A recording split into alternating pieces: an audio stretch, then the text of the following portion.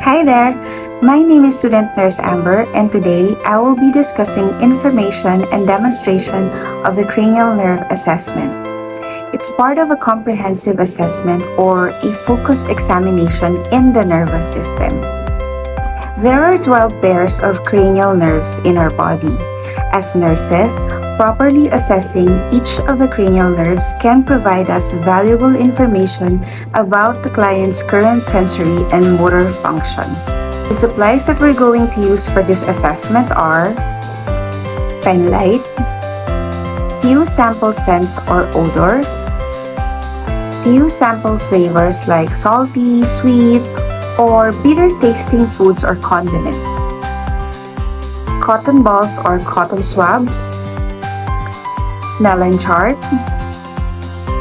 tongue depressor, and a clean glove.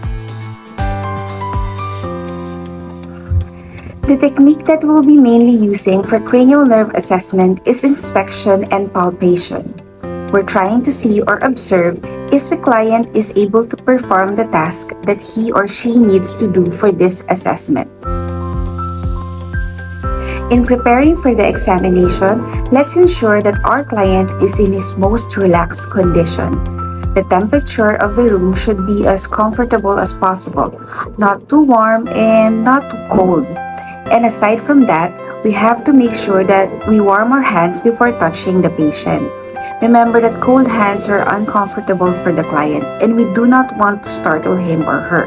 Just in case, we use bare hands for assessment. Now, before engaging with my client, I have to make sure that I did proper hygiene before wearing gloves. I will now introduce myself to the client and explain the reason for the physical assessment. I will also need to verify the identity of the client using two identifiers before proceeding with the next steps. Additionally, I can explain to the client that the examination may take a considerable amount of time to perform and also the ways on how he can help me during the process. Alright, let's start. Hello, my name is Amber and I will be your student nurse for today. How are you, sir? And can you please state your full name? My name is Jago Ramos. When is your birthday, Sir Jacob? My birthday is on October 22, 2005. And can you tell me where you are? I am at the clinic at schools. And what brings you here? Well, I have been feeling some tingling sensation in my hands a day ago, and I hate it too. I see. I'll take note of that.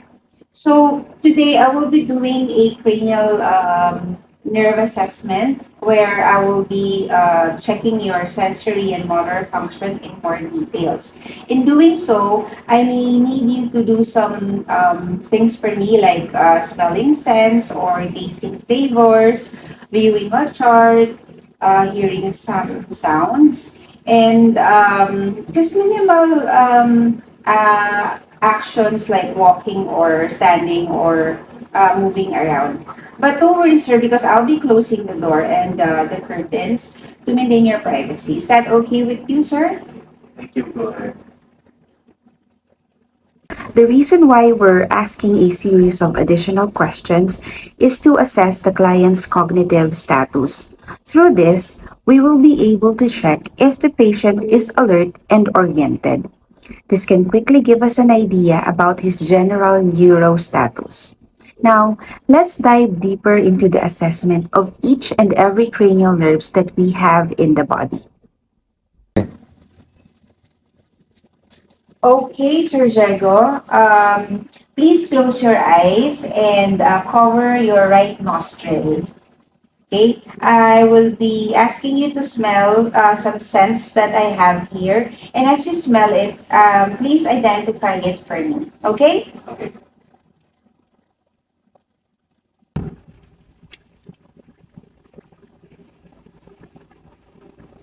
Were you able to smell that? Now please cover your left nostril and let's test your right nostril. Were you able to smell that? Would you be able to identify what smell was that? It's an alcohol. Awesome.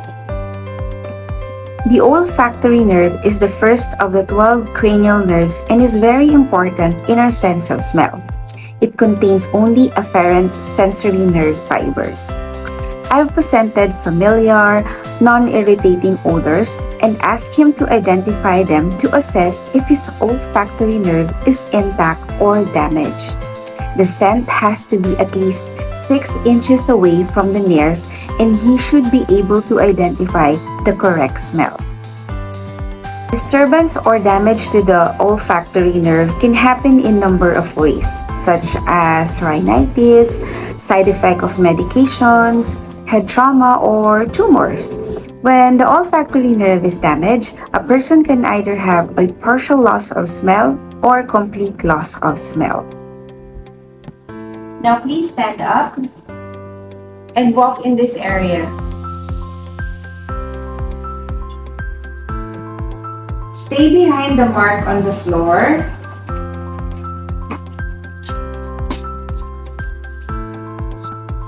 And stand straight. Actually, Now please cover your right eye and read the letters out loud from the top until the set of letters above the green line. FETOKLPE,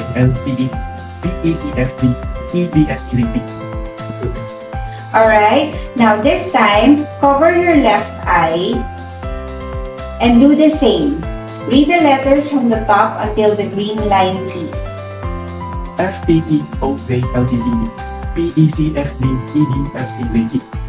That was cranial nerve 2 or the optic nerve being assessed. That nerve is responsible for our visual acuity and is also a sensory nerve. There are many ways we can assess the visual acuity, but I used the Snellen chart for this examination. I had my client stand 6 meters or 20 feet away from the Snellen chart, then ask him to cover one eye at a time in reading the letters on the chart. In recording the results, we used a fraction wherein the numerator is the distance between my client and the Snellen chart, while the denominator is the distance at which his normal eye was able to read from the line on the chart. However, if a client should have a denominator that resulted to 200 or more, for example, his record show 20 over 200, now our client is considered legally blind. There are many other reasons why our optic nerve can be damaged. It could be due to intracranial hypertension or a variety of metabolic disorders. Good thing is that my client has 20 over 20 visual acuity for this assessment. The next examination, sir, is related to your eyes. Okay? And I will be checking 3 of your cranial nerves at the same time. But we will be doing 4 parts activities for this. But before that, I want you to stay relaxed while you're sitting. And I need you to look at an object from afar.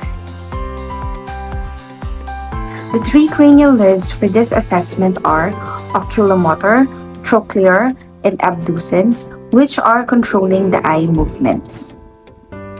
The examinations of these cranial nerves are carried out together, meaning the constriction and dilation of the pupils and how the eyes follow that stimulus covers the 3 cranial nerves.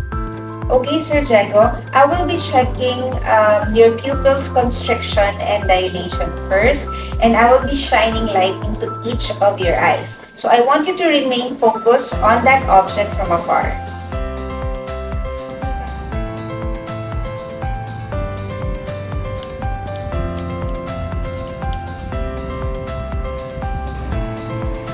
Here, what we're checking for is that the eye should constrict when the light directly strikes the eye, and then the pupil should dilate when the light source is removed from the eye. There is also what we call consensual response, which only means that the opposite eye should follow whatever reaction the eye is being examined is experiencing. If the opposite eye does not follow consensual response, then we can note on the record that the nerve is damaged. Alright, the second part is I'll check for your eyes accommodation. Please look again at the far object. Now, I need you to focus on my finger. The crossing of the eye is a normal response when one moves the finger inward. That important result tells us that the eyes can still focus. However, for our older adults, a condition called presbyopia makes them incapable of focusing because of gradual loss in their eyes accommodation. For the third part, please focus on my finger and just follow where it is going.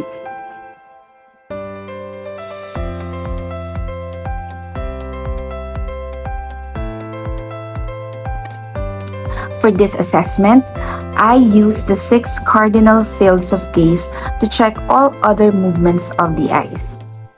A 1 to 2 seconds interval is important before I move my finger onto the next location. I was also observing if I see any sort of constant jerky eye movements as his eyes focus on my finger. For the fourth and last part, I merely observe any drooping signs on my client's eyes. Hence, I did not ask him to do anything for this. Okay, now I will be checking your trigeminal nerve. And while you're seated, I want you to close your eyes. I will lightly dump an object all over your face, and let's check if you're going to feel any from that. Okay?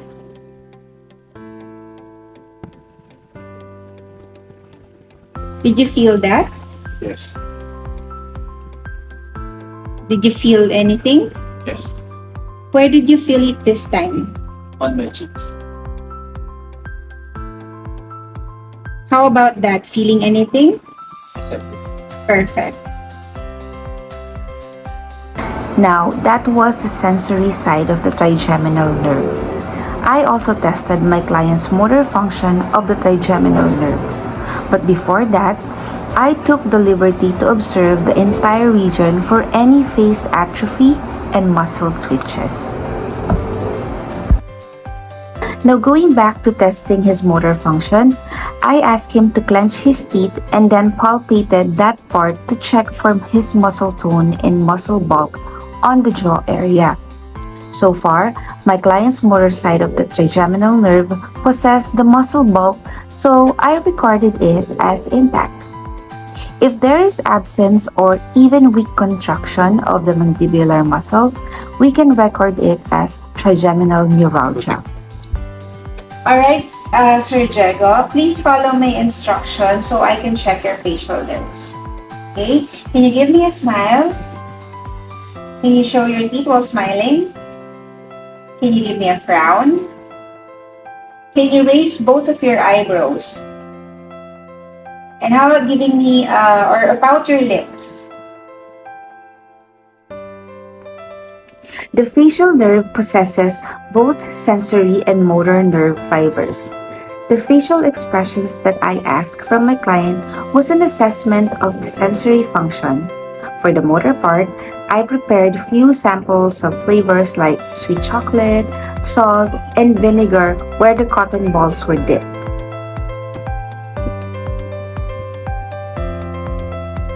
Tastes like chocolate.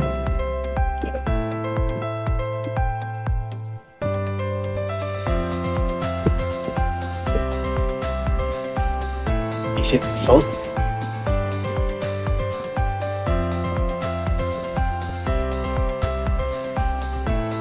That's totally vinegar. Now please stand straight with your arms to the side and your feet together. Now look at a far object and now close your eyes.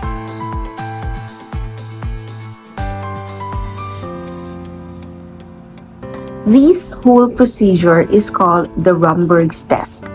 Here, what we're observing is the client's ability to stand upright, but at the same time, the nurses need to stay on guard should the client falls out of balance. Well, my client did well in this test. We can note abnormality if the client lost his balance while his eyes are closed, too much swaying, moving their feet, or looks like about to fall. Now, I will be covering your right ear and I will be whispering on your left ear. After that, please repeat the phrase or few words that I've mentioned, okay? French toast. French toast. The cloud is clear. The cloud is clear. Now, that was a whisper test that I did to my client. Some clients who has problems hearing high-frequency sounds could mean that the cochlear nerve is damaged. However, we should also consider an age-related problem called presbycusis in older adults. Now, this is the same thing as I did with your facial nerve, in testing your facial nerve earlier. So I will be dipping some flavors into your tongue, and you can identify what you have tasted, okay?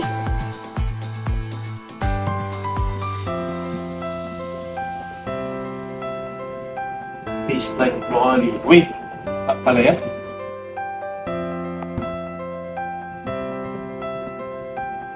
Lemon? The motor function test of your glossopharyngeal nerve also covers your vagus nerve. So I'll be using a tongue depressor for this examination to test your gag reflex, and then another one for swallowing, okay?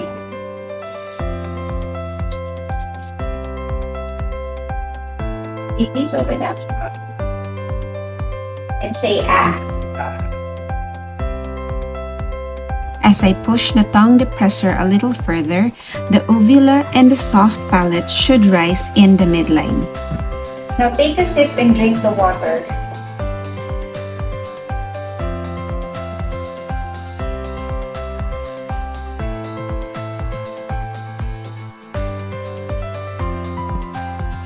For this test, I'm going to ask you to shrug your shoulders up and down. I'm going to put some resistance or add some resistance as you do it again. Now, I will test the strength of your muscles of the sternocleidomastoid. So I need you to move your head from right to left. Okay, I will put some resistance as you do it again.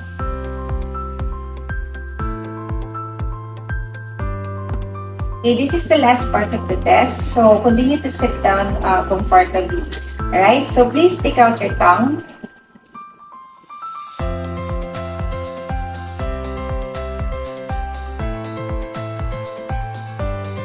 Now, sir, please move your tongue to the left and then to the right. This is also the best time to have your client talk, ask simple questions, and observe for clear articulation. An unclear articulation is a condition called dysarthria. After the assessment, make sure to thank the patient, ask if he has further questions in mind about the assessment, discard the gloves, and do another hand hygiene. In summary, a focused assessment of the 12 cranial nerves is very helpful in observing the current status of a client's sensory and motor nerve functions. An effective assessment can help to detect and localize dysfunction of the cerebral cortex or brainstem. It can also be used in monitoring for the progression or worsening of any neurologic disease processes. To review, these are the 12 cranial nerves that we've assessed simultaneously.